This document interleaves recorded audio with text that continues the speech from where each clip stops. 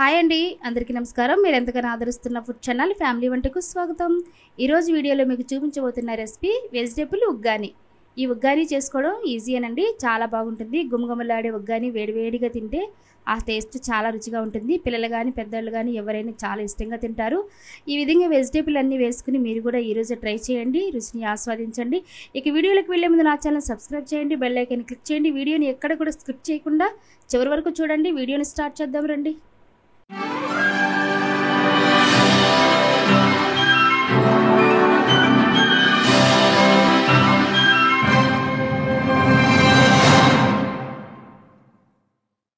ముందుగా ఒక బౌల్ తీసుకుని అందులోనికి ఉగ్గాని మరమరాలతోనే కదని చేసుకునేది. నేను 3 కప్పులు మరమరాలు తీసుకున్నాను.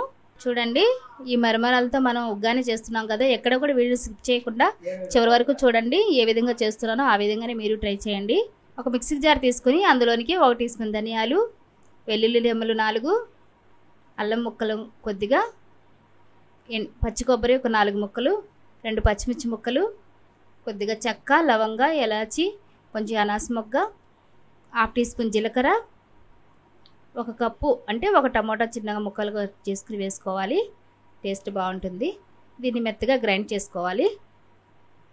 ఈ విధంగా మెత్తగా పేస్ట్ లాగా రెడీ చేసుకోవాలి. ఈ మసాలాని పక్కన పెట్టేసుకుందాం. ఇప్పుడు స్టవ్ వెలిగించుకుని ప్యాన్ పెట్టుకుని ప్యాన్ పెట్టయిన తర్వాత ఒక 4 నుంచి 5 స్పూన్ల ఆయిల్ వేసుకోవాలి. ఆయిల్ ఎక్కువగా తినేవాళ్ళు కొంచెం ఎక్కువ వేసుకోండి, లేదంటే కొంచెం తగ్గించి వేసుకోవాలి.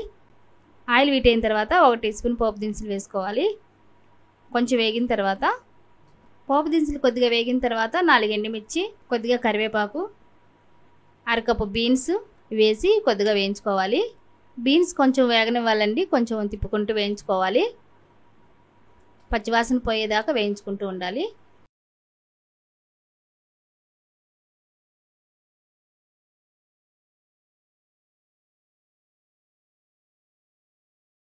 బీన్స్ కొంచెం ఫ్రై అయిన తర్వాత 1/2 కప్పు సన్నగా తరిగి పెట్టుకుని ఉల్లిపాయ ముక్కలు వేసుకోవాలి.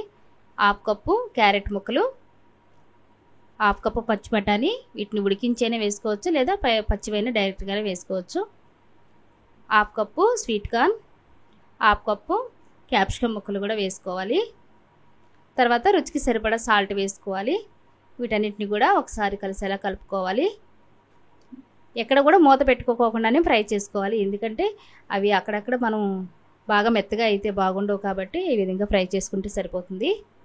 ఉగ్గాని రకరకాలుగా చేసుకుంటూ ఉంటారండి. నేనైతే వెజిటేబుల్ వేసి ఈ పద్ధతిలో చేస్తున్నాను.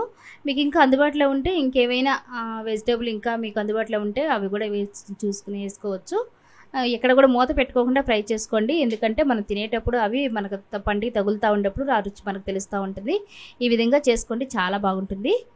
వేసిన వెజిటేబుల్స్ అన్నీ సగం ఫ్రై అయిన తర్వాత మనం ముందుగా గ్రైండ్ చేసి పెట్టుకున్నాం కదా పేస్ట్, ఆ మసాలా పేస్ట్ ఇందులోకి వేసుకోవాలి. ఈ మసాలా అంతా వెజిటేబుల్కి పట్టించేయాలి. మసాలా ఎందుకు వేస్తున్నామనంటే రుచిని పెంచడం కోసం. చాలామంది ఉల్లిపాయ టమాటా ముక్కలు ఇవన్నీ వేసేసి ఈజీగా చేసేసుకుంటూ ఉంటారు, కానీ మనం వెజిటేబుల్తో చేస్తున్నాం కాబట్టి మసాలా వేస్తే ఇంకా మంచి టేస్ట్ కోసం మసాలా ఫ్లేవర్ మనకు తెలుస్తుంది కాబట్టి చాలా రుచిగా ఉంటుంది. అందుకే ఈ విధంగా చేస్తున్నాను. మీకు నచ్చితే ఈ విధంగానే చేసుకోండి. ఇప్పుడు ఇందులోనికి 1/2 టీ స్పూన్ పసుపు వేసుకోవాలి. ఎక్కడ కూడా మనం కారం యూజ్ చేయలేదండి, ఎందుకంటే మసాలా వేసాం కాబట్టి కారంతో పర్లేదు. ఈ పసుపు అంతా కూడా ఈ మసాలాలో కలిసేలా కలుపుకోవాలి 1 నిమిషం పాటు. తర్వాత మూత పెట్టి ఉడికించుకోవాలి, ఎందుకంటే ఆ మసాలా పచ్చివాసన పోవాలి కాబట్టి కొంచెం మగ్గితే బాగుంటుంది.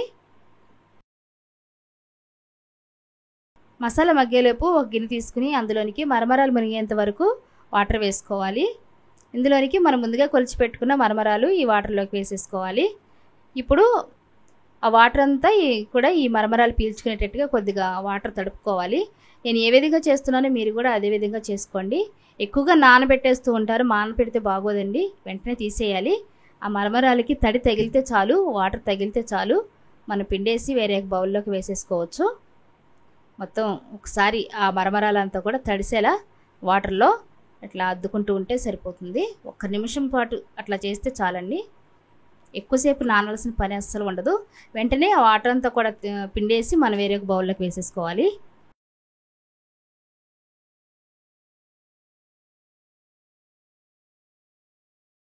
ఈ విధంగా పిండేసుకుని మొత్తం మరమరాలన్నీ కూడా ఒక గిన్నెలో బౌల్లోకి వేసేసుకుని పక్కన పెట్టేసుకోవాలి. ఇప్పుడు ఒకసారి మూత తీసి చూసుకోవాలండి. చూసారు కదా, ఇప్పుడు సాల్ట్ సరిపోయిందో లేదో చూసుకొని సరిపోకపోతే మళ్ళీ కొంచెం వేసుకోవాలి. నాకైతే పర్ఫెక్ట్గా సరిపోయింది. ఇప్పుడు మనం ముందుగానే పిండికి పెట్టుకున్నాం కదా మరమరాలు, ఈ విధంగా పొడి పొడిలాడుతూ ఉండాలి, ఎక్కడ కూడా తడి లేకుండా.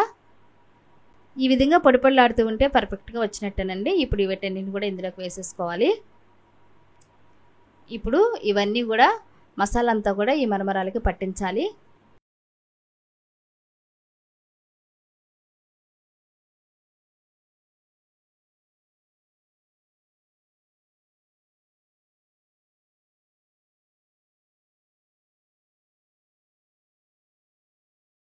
ఈ విధంగా మసాలా అంతా కూడా మరమరాలకు పట్టించాలి. 2 నిమిషాల పాటు వేయించుకోవాలి. ఎందుకంటే మరమరాలకి ఆ ఫ్లేవర్ అంతా కూడా పట్టేదాకా లో ఫ్లేమ్లో చక్కగా వేయించుకోవాలి. ఫైనల్కి వచ్చేసాము. ఇంకా చివరిగా కొద్దిగా మసాలా అంతా కూడా మరమరాలకు పడితే సరిపోతుంది. అంతేనండి, చాలా సింపుల్గా చేసుకోవచ్చు, చాలా రుచిగా ఉంటుంది. మీరు ట్రై చేయండి. రకరకాలుగా ఒక్కొక్క ప్లేస్లో ఇది ఫేమస్ అయిన ఉగ్గాని అని కూడా పిలుస్తూ ఉంటారు, రకరకాలుగా చేస్తూ ఉంటారు. కానీ ఈ విధంగా చేసుకోండి, హెల్త్కి కూడా చాలా మంచిది, కడుపు నిండా తినొచ్చు. మీరు కూడా ట్రై చేయండి. స్టవ్ ఆఫ్ చేసుకునే ముందు చివరిగా కొత్తిమీర వేసుకోవాలి. అంతేనండి, గుమగుమలాడే వెజిటేబుల్ ఉగ్గాని అయితే రెడీ అయిపోయింది. మీరు ట్రై చేయండి, చాలా రుచిగా ఉంటుంది. ఈ విధంగా ట్రై చేయండి, కడుపు నిండా తినొచ్చు, చాలా బాగుంటుంది. ఇంకా నా వీడియో నచ్చితే లైక్ చేయండి, షేర్ చేయండి, కామెంట్ చేయండి. నెక్స్ట్ వీడియోలో మరికొత్త రెసిపీతో మీ ముందుకు వస్తాను. అంతవరకు సెలవు. Thank you for watching.